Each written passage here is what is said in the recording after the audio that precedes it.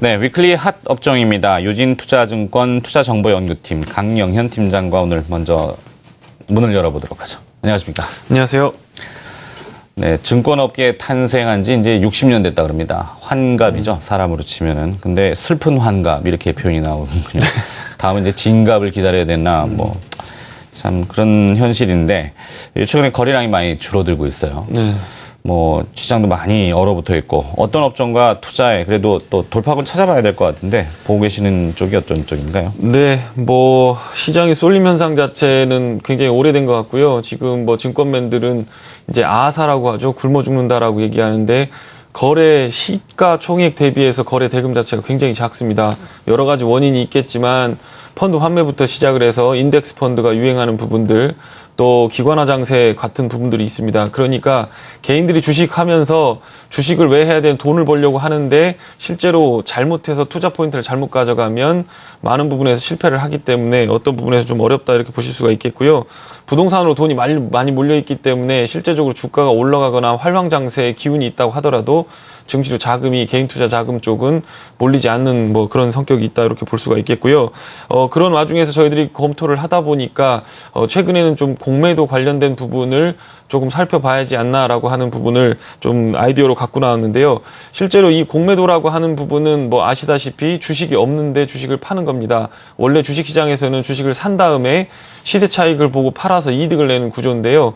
이 공매도 관련된 부분들은 주식이 없음에도 불구하고 주식이 비싸다고 생각하면 일단 팔아놓고 나중에 주식을 사서 주식으로 갚아서 채워 넣는 그런 구조를 갖고 있는 시장입니다.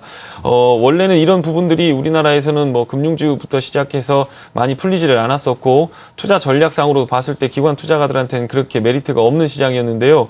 최근에 이런 공매도 관련된 부분들이 활성화가 되면서 예를 들면 이런 겁니다. 옵트론텍이랑 나누스 두 개 종목이 있다고 하면 그 두 개 종목은 비슷한 유의 제품들을 만드는데요. 나누스가 이번에는 안 들어갈 것 같고 옵트론텍이 들어갈 것 같다라고 하면 옵트론텍 주식을 사면서 나누스 주식을 공매도를 칩니다. 나누스에서 들어온 돈을 가지고 옵트론텍을 할 수 있는 부분이기 때문에 많은 돈을 갖지 않고 리스크는 해지하면서 공매도를 가져갈 수 있는 부분들이 있고요. 그런 부분들이 코스닥 시장에 지금 상승을 제한하고 있는 부분에 상당 부분을 설명하고 있다라고 볼 수가 있겠습니다. 그런데 지금 감지되고 있는 변화 중에 한 가지는 위쪽으로 어떤 부분에서 숏 커버링이라고 하는데요. 주식을 빌려다 팔고 그걸 다시 주식으로 매수를 하는 그 부분에서 좀 움직임이 감지가 되고 있다라는 부분입니다. 이미 공매도를 쳐놔서 수익이 난 사람들은 그 부분들을 실현을 해서 부클로징을 해야 되기 때문에 12월 달에는 그런 부분이 생길 거고요. 내년장을 대비해 봤을 때 공매도를 끌고 가기 어렵다라는 부분하고 또 공매도를 맞아서 지금 내가 보유하고 있는 종목들이 수익률이 안 좋다라고 할 때 윈도우 드레싱 관련된 부분으로 일부 펀드나 일부 종목에서는 상승 추세가 나올 가능성이 있기 때문에 그런 쪽을 한번 살펴보면 될 것 같다. 이렇게 좀 투자 아이디어를 가지고 왔습니다. 네. 최근에 여행주들이 조금 많이 약세를 나타냈던 모양이죠? 네. 여행주 관련된 부분이 대표적으로 공매도를 맞았던 부분이라고 보시면 되겠는데요. 이 여행주 관련된 부분도 실적이 나오는 주식들 관련된 부분에서는 조금 살펴보실 필요가 있다 이렇게 생각이 들고요. 여행주가 부러졌던 첫 번째 이유는 일본 방사능입니다. 우리나라 주변에서 여행을 제일 많이 갔던 곳 중에 하나가 중국하고 일본입니다. 동남아도 물론 많이 가지만 실제로 금액 대비 해본다고 한다면 일본 관광 왔다 갔다 하는 부분들을 무시할 수가 없는데요. 이쪽에서 굉장히 어려움을 겪었고 7월 정도 되면서 중국의 여유법이 생겼습니다. 여행할 때 여행, 유랑할 때 유항, 이렇게 해서 여유법인데요. 이것을 150여 개 항목들을 쭉 살펴본다고 하면 하나의 일관적인 맥을 형성하고 있습니다. 바로 소비자 보호제도 관련된 부분인데 우리도 중국이나 일본을 갈 때 언어도 잘 안 통하고 하기 때문에 여행사에 전화를 걸어서 티켓을 구하고 그 사람들하고 단체로 패키지 여행을 가는 부분이 있을 건데요. 중국 사람들도 그런 형식으로 해서 한국에 오고 일본에 오고 하는 부분이 있습니다. 그런데 단체 관광을 하다 보니까 불법적인 부분이 있죠. 계약대로 이행을 하지 않고 좋은 곳에 가겠다라고 했는데 싼 곳으로 데리고 간다든가 하는 부분들이 결국 중국 소비자들의 피해를 일으켰고 우리나라로 보면 소비자 보호법 같은 부분이 여유법에 반영이 되었다. 상당 부분 이렇게 보시면 될 것 같습니다. 이 관련된 부분이 왜 중요한가 하면 이제 단체 관광에 관련된 부분이 부분이 결국 모두 투어나 하나 투어 이런 애들의 매출 자체를 감소시킬 가능성이 굉장히 크죠. 단체 여행으로 묶어서 많이 데리고 가야 장사가 잘 되는데 이것을 정부가 규제를 하기 때문에 이익을 많이 가져갈 수 없는 부분이 됐기 때문에요. 그쪽에서 공매도를 맞았다라는 부분입니다. 실제적으로 뭐 태국이라든가 이런 관광지가 뭐 피해를 보았다는 부분들, 홍수가 나거나 뭐 태풍이 피해를 본다거나 하는 부분들이 있었고, 계절적으로 보면 여름 성수기 때 휴가를 많이 가기 때문에 어떤 면에서는 7월, 8월이 주가가 고점이다라는 생각을 가지고 기관 투자가들은 주식을 빌려다가 여행주를 공매도를 쳐놓은 상황이다, 이렇게 보시면 될 것 같고요. 최근에도 공매도가 많이 떨어지고 있는 상황인 것 같습니다. 그런데 실적적으로만 보면 3분기, 4분기 어떤 부분에서는 바닥을 통과하는 부분들이 있기 때문에 공매도가 더 이상 이것을 끌고 가기는 어려울 상황인 것 같다, 이렇게 좀 말씀을 드리겠고요. 추세적으로 보면 극동아시아 지역, 그다음에 동남아까지 포함한 이 근처에서는 여행객 수가 스테디하게 연평균 두 자리 숫자의 증가율을 보이고 있다는 부분이고요. 외부에서 국내로 들어오는 부분뿐만 아니라 국내에서 외부로 가는 부분들도 충분히 성장성을 보이고 있기 때문에 장기적인 추세로 상승하는 추세에서 잠깐의 어떤 단기적인 악재들을 반영하는 시기가 3, 4분기가 될 가능성이 있기 때문에 좋다라고 하는 부분이고요.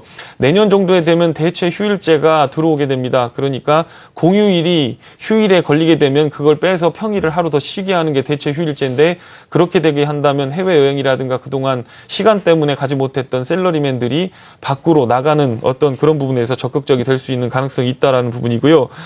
여기서 단지 우리가 좀 종목들을 피킹하는 데 있어서 좀 아까도 잠깐 말씀을 드렸지만 모두 투어라든가 어떤 부분에서 하나 투어라든가 하는 부분들은 그동안 단체 여행, 그룹 여행의 어떤 선두주자였기 때문에 매출이 상당 부분 굉장히 큰 폭으로 증가를 했었습니다. 그런데 이제 여유법이라든가 자유여행, 그러니까 단체로 가기보다는 인터파크라든가 홈페이지에 가서 직접 예약을 하고 호텔과 항공권을 직접 끊고요. 자유롭게 여행을 다니는 분위기가 조성이 되고 있다는 부분에서 본다고 하면 뭐 개별적으로 종목들은 조금 변화가 있을 수가 있지만 여행주 관련된 부분도 바닥을 통과할 가능성이 있다, 이렇게 좀 보여집니다. 네. 최근에 공매도에 많이 시달리는 개별 업종이 특히 IT 부품주가 좀 심했는데 그 중에서 또 찾아보면 여행 업종도 좀 있었고, 네, 여행 업종은 뭐 환율이 최근에 많이 떨어지면서 워낙 강세 나타내니까 한번 더 들여다볼 필요가 있고, 뭐 시류를 보면은 사실 용어들도 많이 나오지 않습니까? 공항 패션. 네, 그만큼 공항은 북적거리고 있다. 네, 이런 걸로 대변되군요. 업종을 다시 봐야 되는데 이제 공매도의 환매 내지는 뭐 어떤 반등의 가능성을 짚어주시는 것 같은데, 그러면 업종을 봤으니까 종목도 하나 좀 기업도 봐주시면 좋겠어요. 네, 뭐 여행 업종이라고 보는데 우리가 여행 다니면은 굳이 뭐 투어라든가 항공권이라든가 이런 것들 호텔만 보고 있는데요. 실제로 렌터카 같은 것들도 사실은 여행주로 분류가 돼야 되는 게 맞습니다. 그동안 캐시를 차곡차곡 쌓아놓는 기업들, 예를 들어서 러시앤캐시 같은 대부 업체들 볼 수 있겠고요.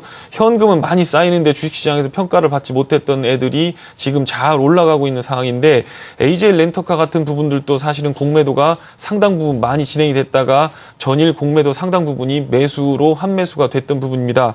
여행 관련된 주식은 아시다시피 예전에는 장기적으로 갈 때 자동차를 끌고 가족을 태우고 놀러 가는 형태였다면요, 요즘은 비행기라든가 뭐 다만 부산을 간다고 하더라도 비행기나 KTX를 타고 가서 거기서 차를 빌려서 여행을 하는 부분들이 많이 생기고 있기 때문에 어떤 부분에서 여행 업종으로 분류가 되는 것이 맞다라는 부분이고요.